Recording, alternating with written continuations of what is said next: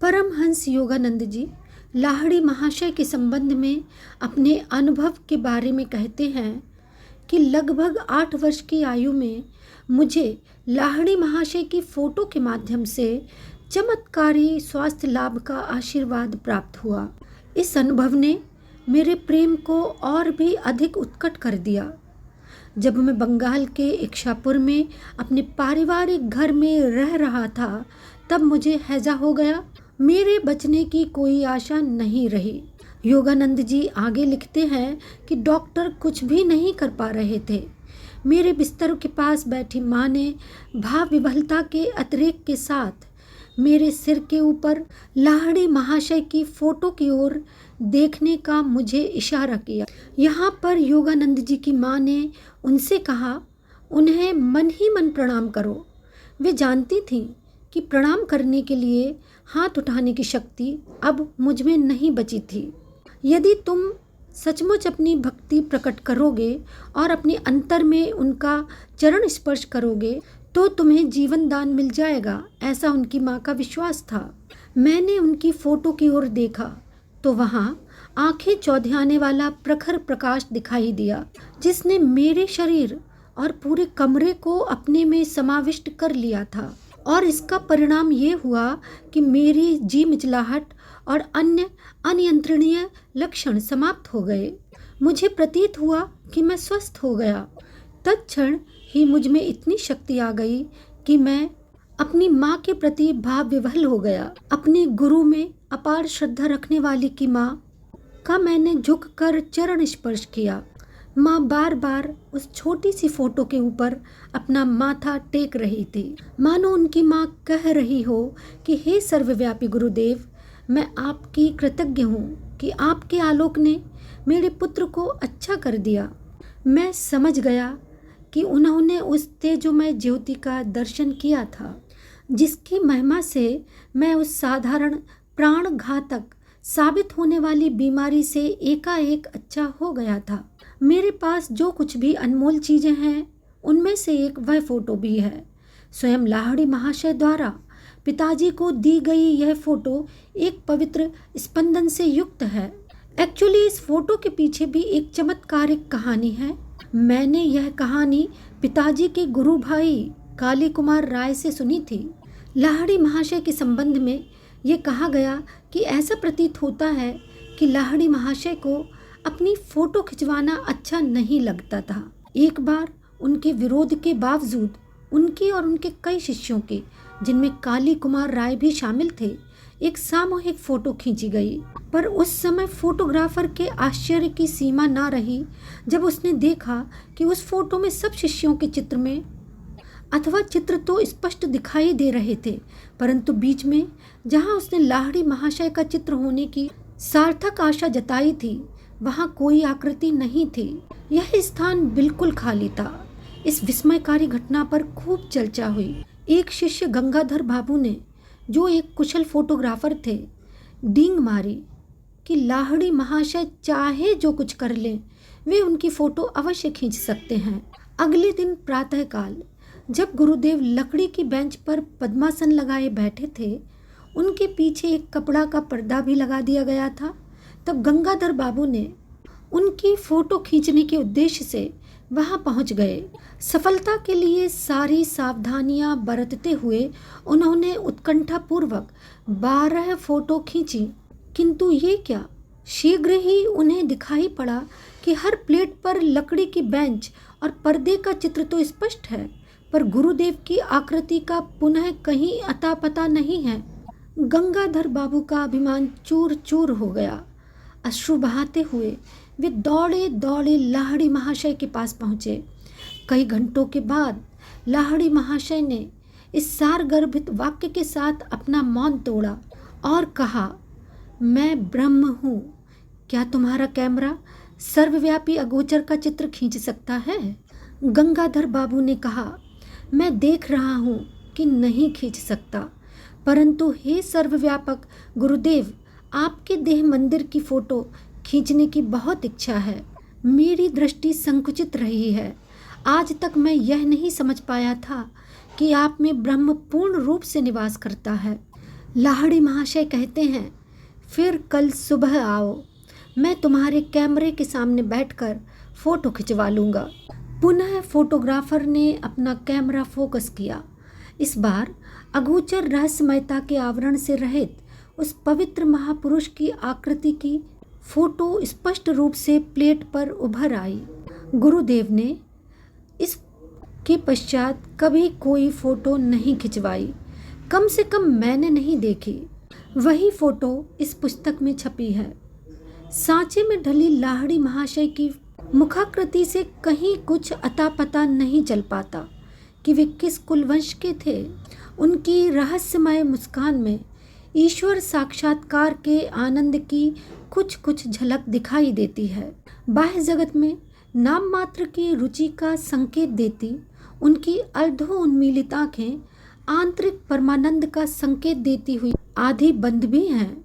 इस जगत के क्षुद्र प्रलोभनों से निर्लिप्त वे आध्यात्मिक सहायता के लिए अपने पास आने वाले जिज्ञासुओं की आध्यात्मिक समस्याओं के प्रति पूर्ण सतत एवं जागरूक रहते थे। गुरुदेव के चित्र की महिमा से स्वास्थ्य लाभ करने के थोड़े दिन बाद ही मुझे एक प्रभावकारी दिव्य दर्शन हुआ। एक दिन प्रातः अपने बिछौने पर बैठा हुआ मैं एक गहन दिवा स्वप्न में डूब गया। बंद आंखों के अंधकार के पीछे क्या है, यह अनुसंधानात्मक विषय बड़े वेग से मेरे मन में उभर आया। तत्क्षण ही मेरी अंतर्दृष्टि के सामने प्रखर प्रकाश कौंध गया। मेरे ललाट में विस्तीर्ण दीप्तिमान पट पर पर्वत गुफाओं में ध्यानस्थ बैठे संतों की आकृतियां छोटे छोटे चलचित्रों की भांति प्रकट होने लगीं। आप लोग कौन हैं? मैंने उच्च स्वर में पूछा। उनको उत्तर मिला, हम हिमालय के योगी हैं। इस दिव्य उत्तर का आनंद वर्णातीत था। मेरा हृदय पुलकित हो उठा। आह, मैं भी आपके जैसा बनना चाहता हूँ। दृश्य अंतर्ध्यान हो गया, परंतु रजत किरणें मंडलाकार में अनंत की ओर विस्तृत होती गईं। योगानंद जी अपने अनुभव लिखते हैं, यह अद्भुत आलोक क्या है?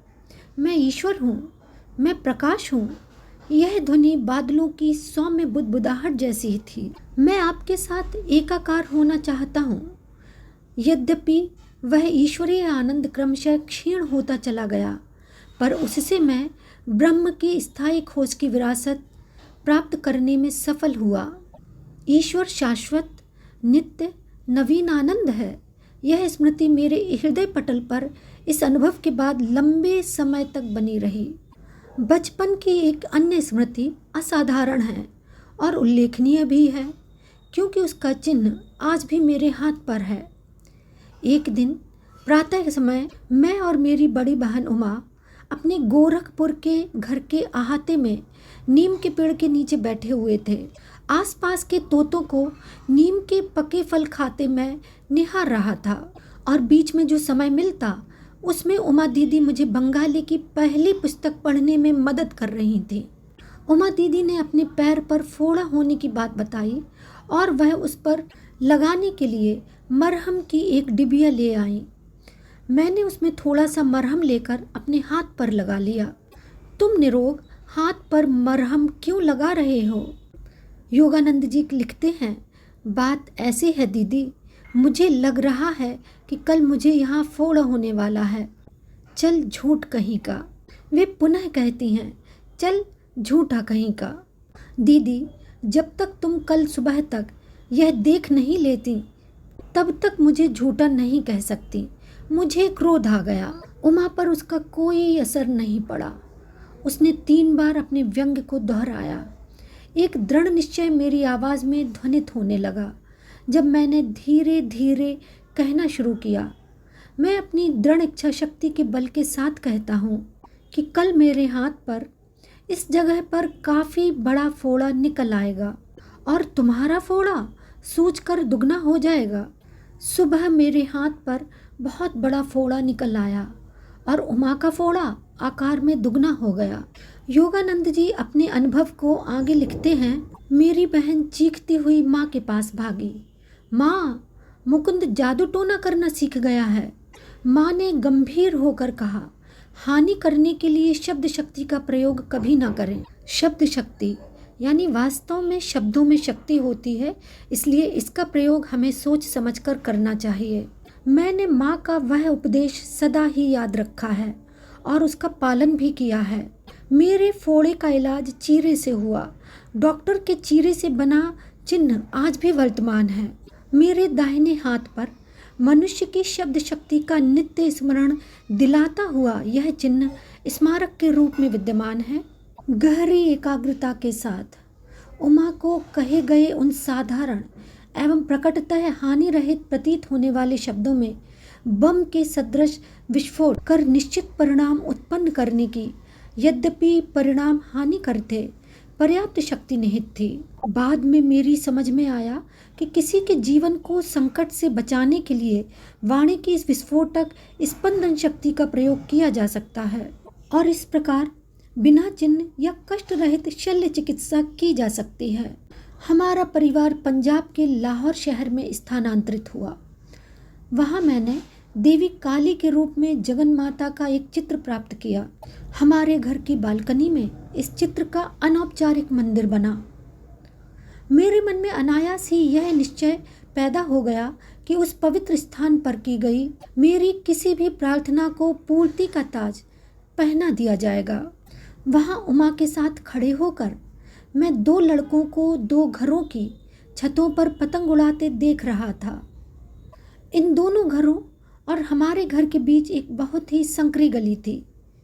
तुम आज इतने चुपचाप क्यों हो? उमा ने खेल खेल में मुझे धक्का देकर पूछा। मैं यह सोच रहा था, कितनी अद्भुत बात है कि मैं जो भी मांगता हूँ जगत माता मुझे दे देती हैं।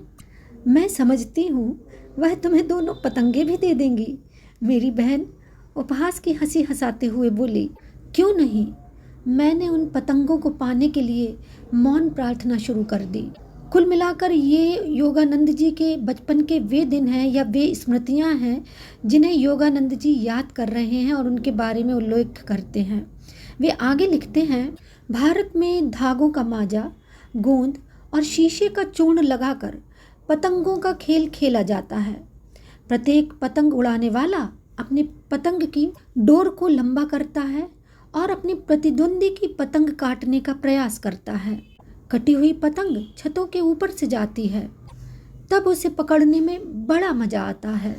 असल में उमा और मैं ऐसी बालकनी में खड़े थे जिसके ऊपर छत थी और दोनों ओर दीवारें भी थी, इसलिए किसी भी कटी पतंग का हमारे हाथ आना असंभव प्रतीत होता था, क्योंकि स्वाभाविक तौर पर उसका धागा छत के ऊपर भी लटकता हुआ आगे निकल जाता। गली के उस पार पतंग उड़ाने वालों ने अपना खेल शुरू किया। एक धागा कट गया, तत्क्षण ही पतंग मेरी दिशा में लपकी।